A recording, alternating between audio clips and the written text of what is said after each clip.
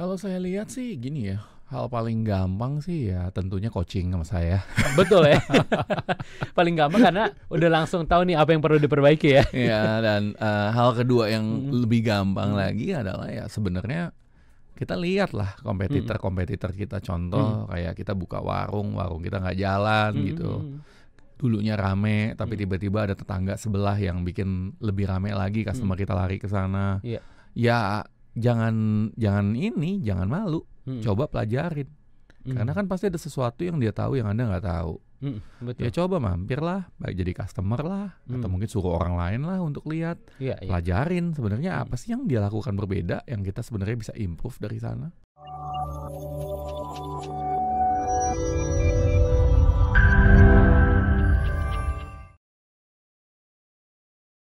Ini juga kalau ngomongin soal tadi bagaimana representatif. Komunikasinya misalnya baik nih Coach.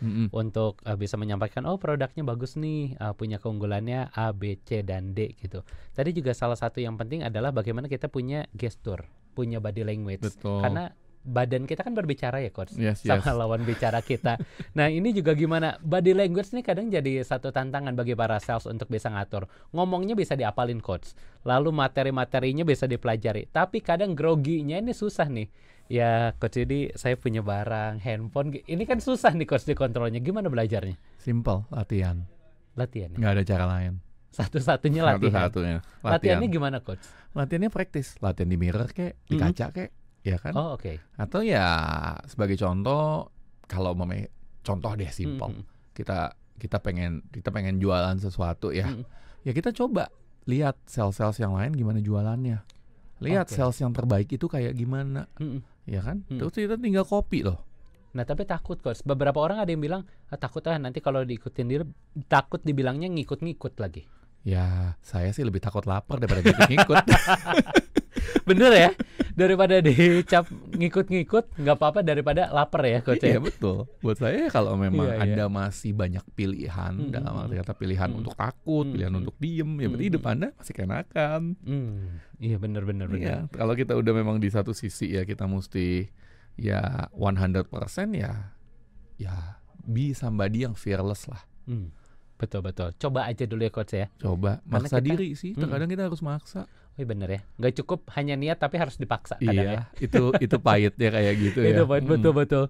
Nah Coach, mungkin juga untuk para pengusaha nih Coach, udah banyak mencoba berbagai cara di tahun 2025 ini. Saya udah coba masuk ke dunia digital, udah coba untuk membuat konten. Dia juga sudah coba misalnya bagaimana melakukan telemarketing misalnya untuk bisa meningkatkan sales mereka.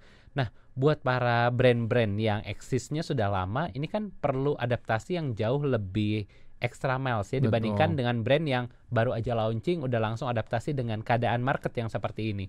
Buat UMKM mungkin yang udah lama nih eksis di pasar dan mereka pengen meningkatkan sales mereka supaya jadi super sales di tahun 2025 ini. Apa yang perlu diperhatikan Coach? Kalau saya lihat sih gini ya, hal paling gampang sih ya tentunya coaching sama saya. Betul ya. Paling gampang karena udah langsung tahu nih apa yang perlu diperbaiki ya. Ya, dan hal kedua yang lebih gampang lagi adalah ya sebenarnya kita lihat lah kompetitor kita, contoh kayak kita buka warung kita nggak jalan gitu. Dulunya rame, tapi tiba-tiba ada tetangga sebelah yang bikin lebih rame lagi, customer kita lari ke sana. Iya. Ya jangan malu, coba pelajarin. Karena kan pasti ada sesuatu yang dia tahu yang Anda nggak tahu. Betul. Ya coba mampir lah, baik jadi customer lah, atau mungkin suruh orang lain lah untuk lihat, pelajarin sebenarnya apa sih yang dia lakukan berbeda, yang kita sebenarnya bisa improve dari sana. As simple as that sih. Iya. Tapi kalau ngomongin soal sales juga biasanya ngomongin soal angka Coach. Betul. Ini selalu bahas hitam di atas putih, angkanya berapa.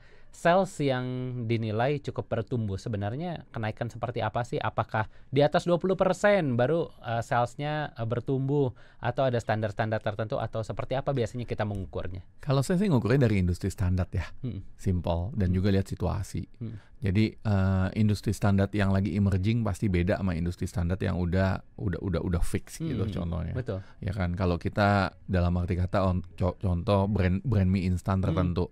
nggak mungkin lah kita bisa expect like growing, ngomongnya contoh 20% per tahun itu cukup sangat-sangat tinggi. Ya manusianya yang mana lagi gitu loh, Iya, orang udah bener, sampai bener. hampir seluruh dunia, ya kan.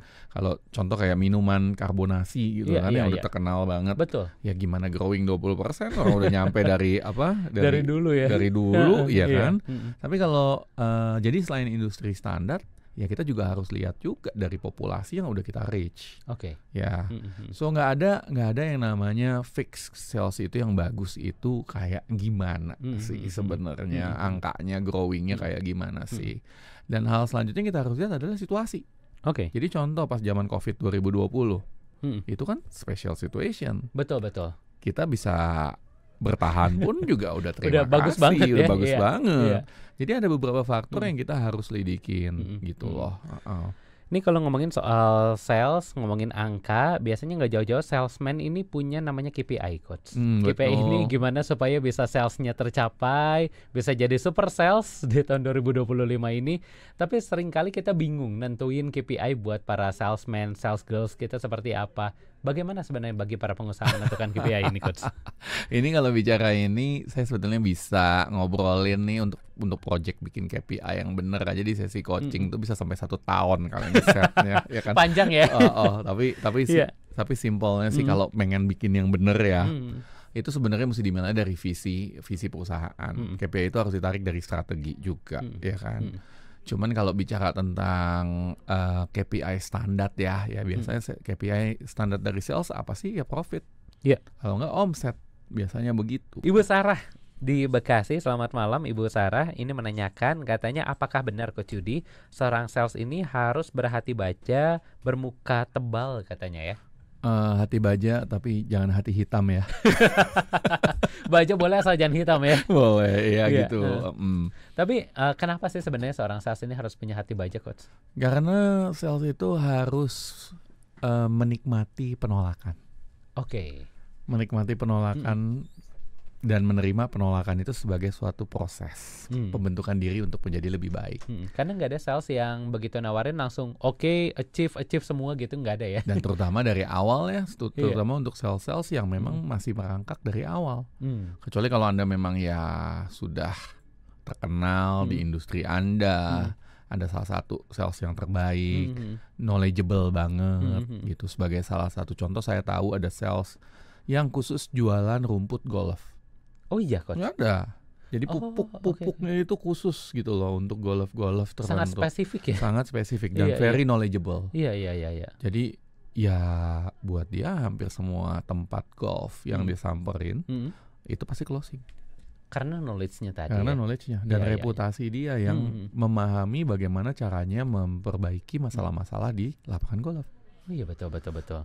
Nah, ini juga ada pertanyaan dari Ibu Rini di Jakarta. Ini menanyakan soal tadi katanya sales harus bisa maintain relationships katanya. Betul. Dengan customernya. Bagaimana cara maintain relation sementara kita hanya punya waktu sedikit biasanya dengan customer katanya. Ya tergantung dari nature, dalam arti kata nature bisnis kita juga ya.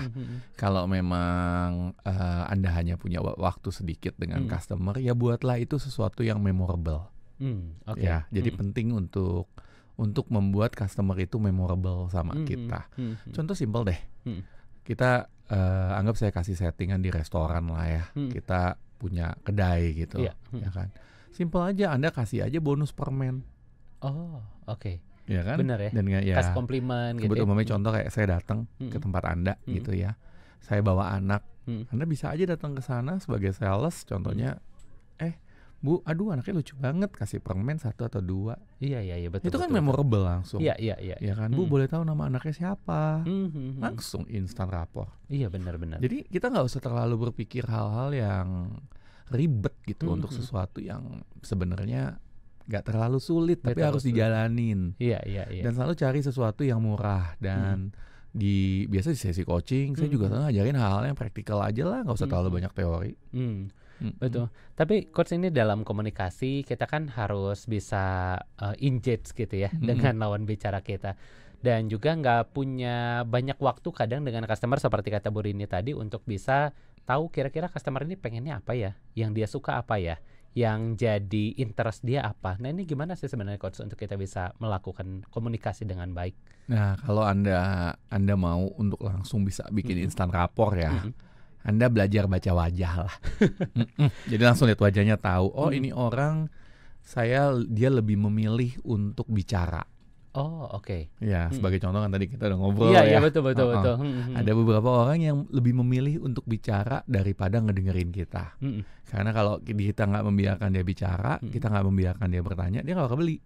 Nggak akan closing ya? Nggak bakal closing. Dan itu dilihat dari bentuk bibirnya, contohnya. Atau ada orang yang tertentu yang perlu mengerti prosedurnya. Oh oke. Ya kan? Dan itu kita bisa lihat dari bentuk jidatnya atau bentuk kepalanya. Oh berarti dia step by step nih, dia harus diterangin dulu. Sampai sedetail itu ya? Iya. Atau ada beberapa orang yang terkadang maunya langsung tahu to the point aja, ujungnya apa sih? Oh iya benar.